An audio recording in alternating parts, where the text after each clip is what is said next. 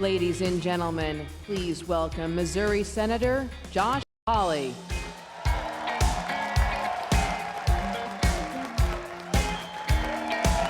How are you? Hello, everybody. Hello, CPAC. How are you doing? Didn't anybody tell you that you're supposed to be canceled? You didn't get the memo. You're supposed to ask permission before you came here today. It's great to see you. It's great to be here among patriots. And I tell you what, can I just tell you, speaking of being canceled, the last 6 weeks, the radical left, their corporate allies, the liberal media have tried to cancel me, censor me, expel me, shut me down, stop me from representing the people of Missouri, stop me from representing you. And guess what? I'm here today. I'm not going anywhere, and I'm not backing down. Not a chance. Not a chance. And neither are you, am I right? You're not going to back down. You're not going anywhere. I just want to say to those people who say to us, oh, you're the past. Your moment has passed. It's over. It's Joe Biden's America now. I just want to say, we're not the past. We're the future. We represent the future of this country. We represent the next generation of the country. We represent what's coming next. And there is no way that we're going to back down. We're not going to back down to the woke mob. We're not going to back down to the cancel culture. We're not going to be told what we can say or do. But listen, we've got to be honest, and we got to face the challenges that are in front of us. And I tell you what, you know this or you wouldn't be here. You know that we are facing a crisis in our country. This is one of the great moments of crisis in American history. We're facing a fight for the republic itself, and we are facing an unprecedented alliance of radical liberals and the biggest, most powerful corporations in the history of the world. They are standing together. You know who I mean. People like Google, Facebook, have you heard of them? Twitter. These companies have more power than any companies in American history, and they're allying with the radical left to try to impose their agenda on this country. They want to run this country, and if we don't do something, they are going to.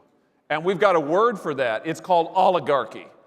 And that's what we're facing in America right now, and we've got a basic choice. We can have a republic where the people rule, or we can have an oligarchy where big tech and the liberals rule, and that is the choice, that is the challenge that we face today. It's a perilous moment. We have to stand up and take our stand on the Constitution of the United States and the Declaration of Independence, because last time I checked, the Declaration of Independence said that our inalienable rights to life and liberty come from God and not from government. Is that right? I mean, am I forgetting something? And I also thought, last I checked, I thought that the Declaration said that our rights come from God, not from Google. Is that right? I mean, last I checked. But that's the fight of our time, to make the rule of the people an actual thing again, to restore the sovereignty of the American people. And you know what? That's always been the fight. That's the fight of liberty. That's been the fight of liberty since the beginning of human history. You've always got a small group of people who think they know best, and they ought to be in charge, and they ought to be able to tell us what to think and do. And today, that's the big corporations and the liberal elites. That's the oligarchy. And what are we fighting for? It's the same thing our founding fathers fought for. We're fighting for the rule of the people. We're fighting to be able to have our own say. We're fighting to be able to run our own government. We're fighting to have real self-government in America, and that's what we're about. You know, you can see where the oligarchs want to take us. Just look at the last 2 months. The last 2 months, the big tech corporations have deplatformed conservatives left and right, shut them up, shut them out, shut them down. Heck, they censored the President of the United States. If they can censor him, they can censor any American citizen. And I've got my own experience with this, unfortunately. You know, on January the 6th, I objected during the Electoral College certification. Maybe you heard about it. I did. I stood up.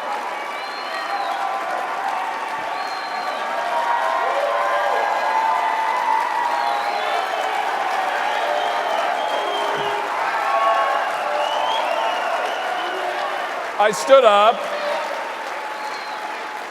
and I said, we ought to have a debate about election integrity.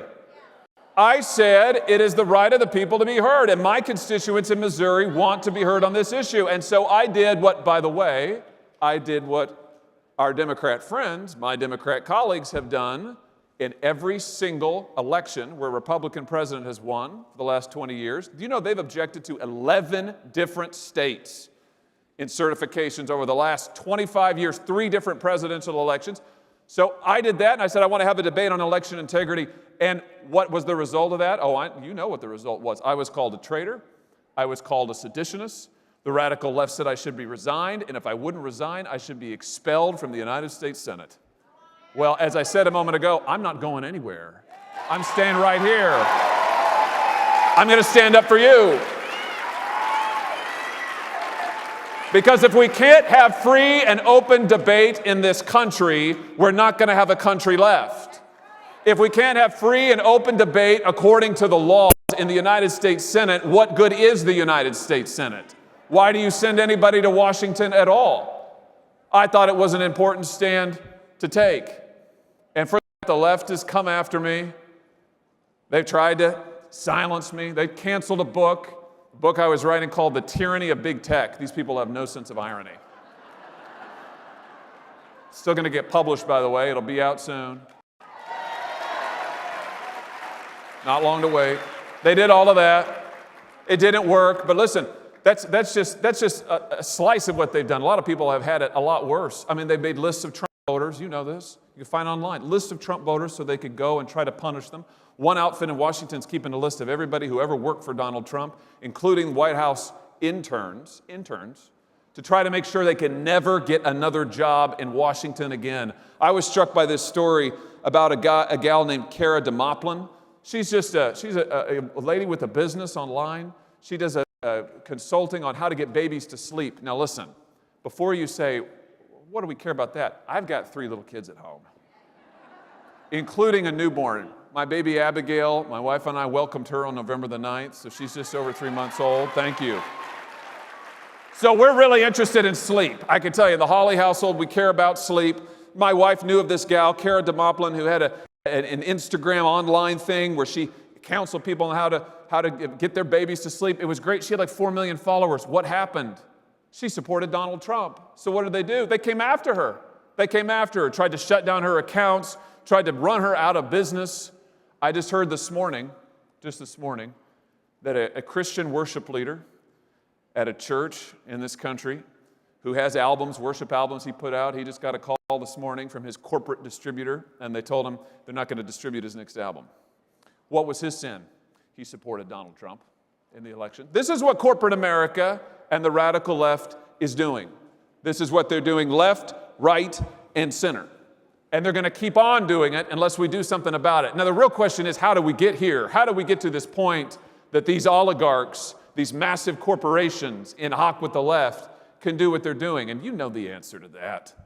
The answer is that the policy experts in Washington, D.C., and the elected officials there for decades on end have let them do it. They have given them the power. How did big tech get so big? Washington gave away the store. That's how they got so big. Washington subsidized Google and Facebook. Washington subsidized Twitter. And what are these companies, these other mega corporations, these multinational companies, what have they done to repay the favor? No, you know, they've shipped our jobs to China. They paid our workers poverty wages. They have violated all of the principles that we hold dear. That's what they've done. That's what these companies, that's what they live to do. And the left is just fine with it. Because the left and these companies together, these oligarchs, they can impose their agenda on the rest of us, and that's exactly what they're trying to do. So what are we going to do about it? I mean, that's the real question, isn't it? In this moment of crisis, our country needs us to take a stand. In this moment of crisis, our country needs us to stand up and to say, we will not be ruled by giant corporations and the liberal elite.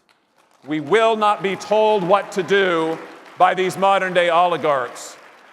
What we need is a new nationalism, a new agenda to make the rule of the people real in this country and give the people America back. Give it back to them. Give it back to you. No more rule by oligarchs, rule by the people. That's what we've got to do. And I can tell you how I would start. I would start by breaking up the big tech corporations. Just break them up. Break them up in the name of the rule of the people. For the good of the American people and our liberty, we need to break those corporations up and cut them down to size. You know what? The Republican Party, once upon a time, we were the party of trustbusters. You know it? I mean, we invented the concept, basically. It's time to reclaim that legacy. It's time to reclaim that legacy. And not just for big tech, but for all of the huge multinational corporations that have sold us out to China, that have sold out our workers, that have sold out our jobs. They need to be broken up. And we need to have free, fair competition in this country again. That's what it means for the people to rule. We've got to stand up to China and not allow them to continue to push us over, to take our jobs, to cheat on trade. We've got to put American workers first, not illegal immigrants. Can I just say, by the way, on that subject, just on the subject of immigration, you know, we get told all the time, oh, if you believe in a border, if you think that borders actually matter, if you think that citizenship actually matters, well, my goodness, I mean, you're a bigot. You're backwards. Can I just try to enlighten our liberal friends for a second? We believe in borders because we believe in citizenship. And we believe in citizenship because we believe in America. Citizenship, you know, where I come from in Missouri, I grew up in rural Missouri, small town right in the middle of Missouri. It's a working class town full of good folks working hard to make it every day. And I can just tell you, where I grew up, we believe in citizenship because we're proud of it. We're proud to be Americans. And when you come to America, you join a family. And in this family, we stick up for one another. We protect one another. We believe in one another. That's what citizenship means. That's why it's worth protecting. That's why we need a border. Do you agree? I mean, that's what it is. And we've got to resist the attempts of the oligarchs to divide us. You know, they will only succeed at the end of the day. They will only succeed if we do nothing and if we allow ourselves to be divided. You can see what their strategy is. I mean, we saw it this whole last year. We heard endlessly from corporate media, from big tech, from the left, how terrible our country is. We heard that we are systemically racist. You heard that once or twice? We heard that the real founding of the country wasn't in 1776, it was in 1619 or whatever. You know, we heard that America is founded in lies and evil. I mean, that's what we've been told. All of that is false. All of that is a lie. America is not a perfect place, but it's a good place. More than that, it's a great place. It's the greatest nation in the history of the world. And part of standing up to the oligarchs in tech and in the media and the liberals is reclaiming our history and saying it is good, and we are proud to be Americans. We're proud to have lived in a country that started with nothing and became the greatest country in the face of the earth.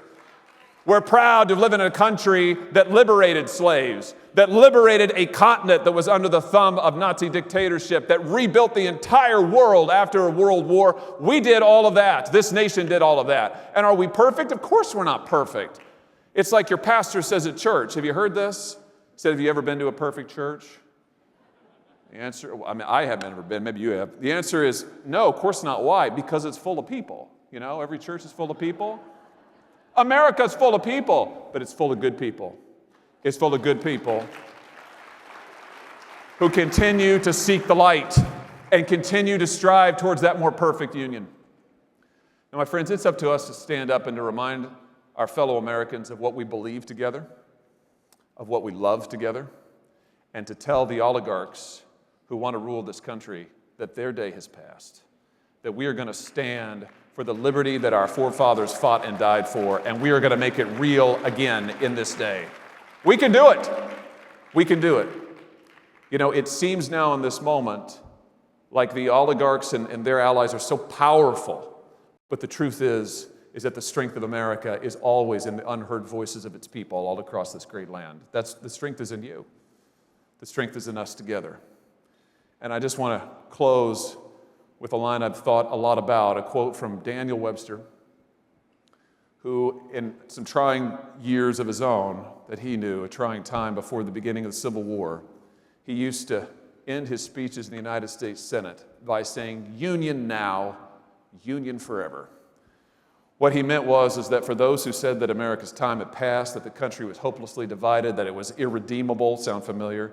He said, no, union now, union forever. I just want to say, my friends, America now, America first, America forever. God bless you. It's great to be with you. Take care. Thank you so much.